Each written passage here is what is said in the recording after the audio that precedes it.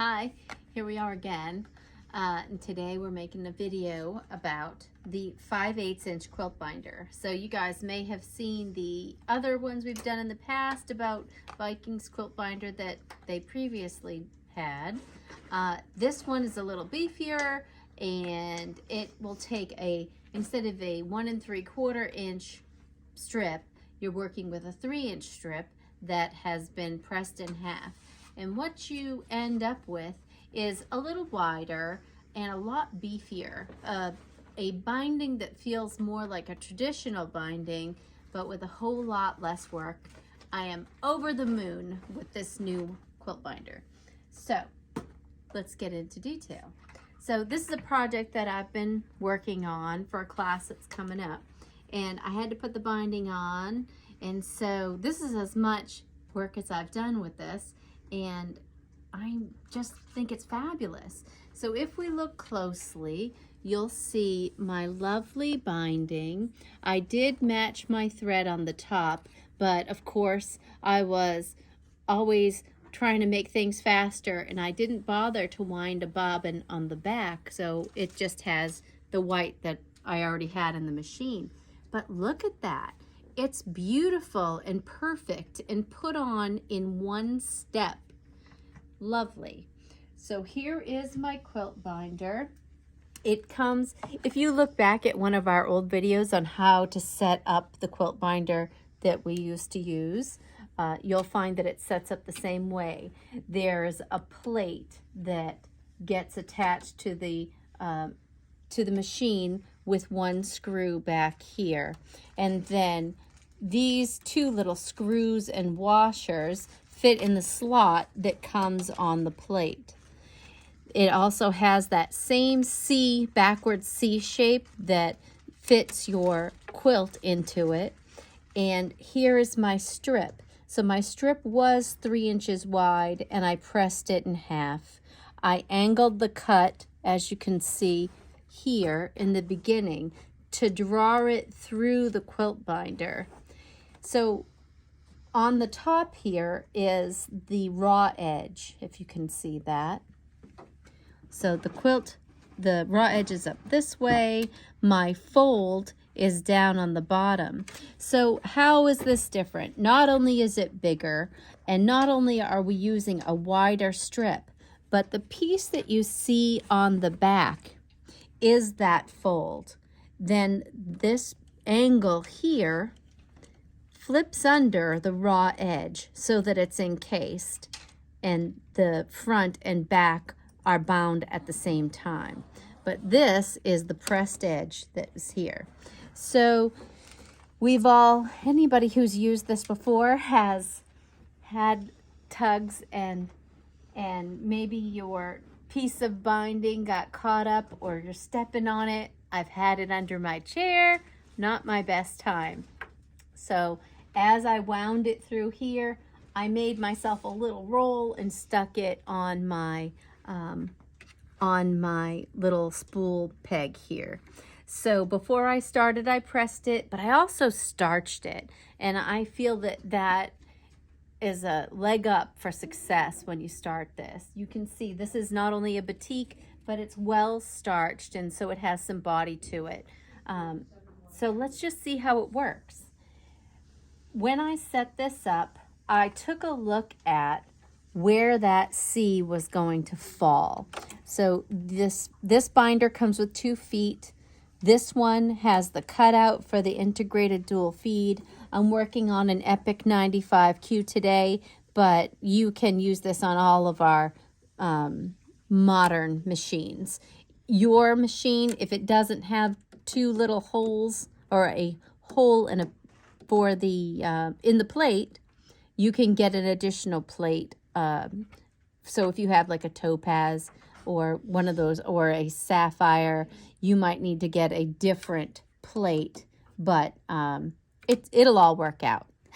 So here's one of the feet. This is the one with the integrated dual feed. It also comes with a similar foot, but without the cutout. So if you don't have that feature for your machine, you'll use the other foot.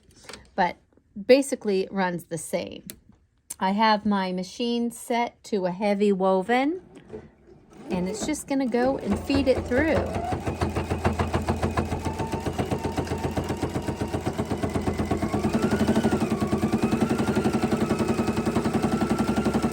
And so as I'm stitching, I'm not as concerned with my needle or any part of that. See, if I look on the back, it's all beautiful.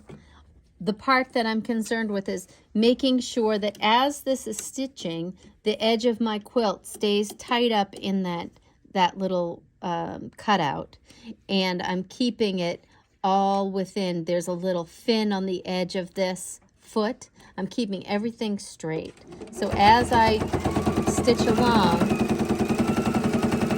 it's keeping everything the way it should be. My distance stays consistent. My stitches stay consistent. I don't have a big gap in here because I'm keeping everything together. Now as I come to the edge, I'm gonna go right to the end, and then I'm gonna hit stop. And I'm gonna hit cut. That's gonna cut both my upper thread and my bottom thread and pull them to the back. So let's deal with our corner here. See, isn't that beautiful? So my thread's cut. I'm gonna give myself a little bit of slack, and I'm gonna use a couple of pins. So here I have my pin. I'm gonna fold this back and make myself a mitered corner on the back, just like that. So I'm keeping that straight, bringing down my miter to make my little angle there. And I'm gonna stick a pin in, just like this. And then I'm going to bring around, oop, I guess I got my front and my back together.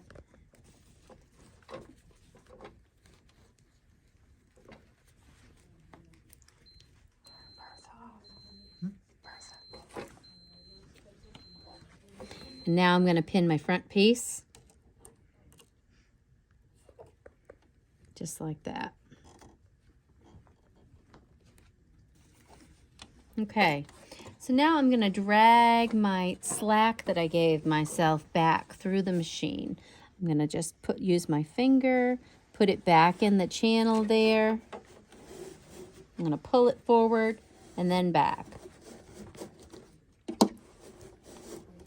Don't be afraid to work it a little. Ooh. I'm caught on something.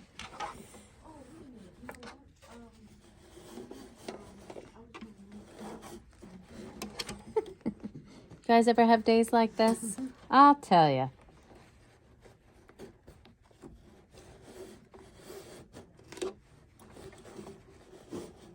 There we go. So now, making sure my foot's all the way up, bringing it back through, keeping everything nice and tight together, keeping my piece under, making sure I don't have a gap on the corner. You know, I want to make sure that whole quilt piece is filled in. So now I can put my needle down, just like that. Oop. So again, I had to make sure that my quilt was riding along that inner fin, and I can just let her rip.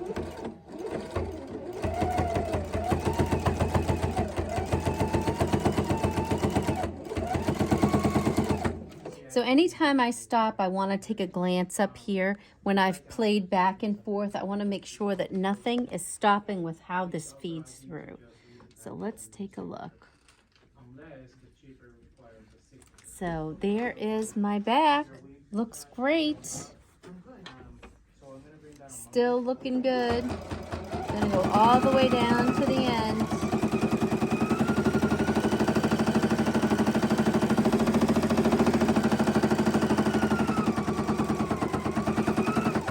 And I'll do the same thing.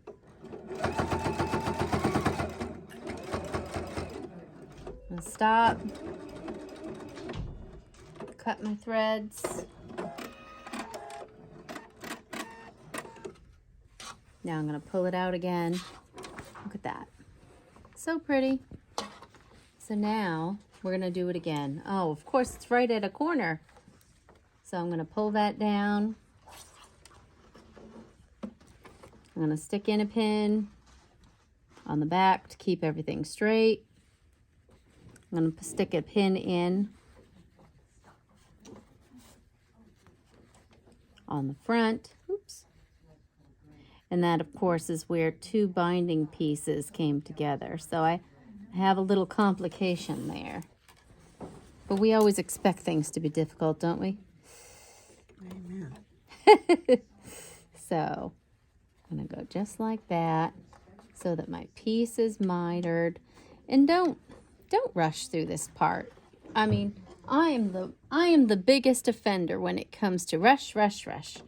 But sometimes it's important to take a second and make sure that I don't have to pull stitches because I don't want to. I have enough to do. So now I'm going to put it in like that. I'm going to pull this back through. I'm going to make sure that that little piece feeds into that C shape. And then I'm going to pull this back through just like that. I'm going to drop my needle in the corner just like that. And then I can pull my pin out.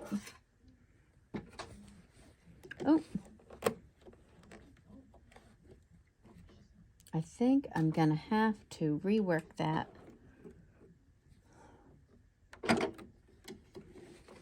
Make sure that I have pulled that mitered piece in. Just like that. There we go. That's better. Now I'm going to drop my needle in and I can let it rip.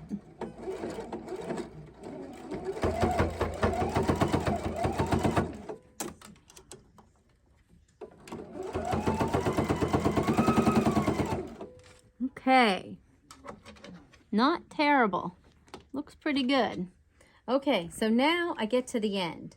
And of course, like every quilt binding, we're going to want to leave ourselves enough room to fussy that together. I want to have it at an angle. I don't want a big bump on the side of my quilt. So I am going to hit stop and I'm going to tie off. And I'm going to cut my threads.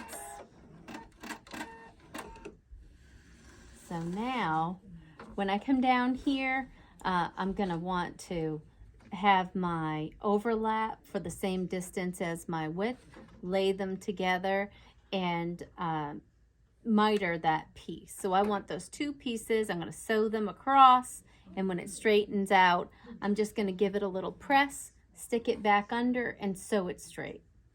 So that is all I have to say about that, I think.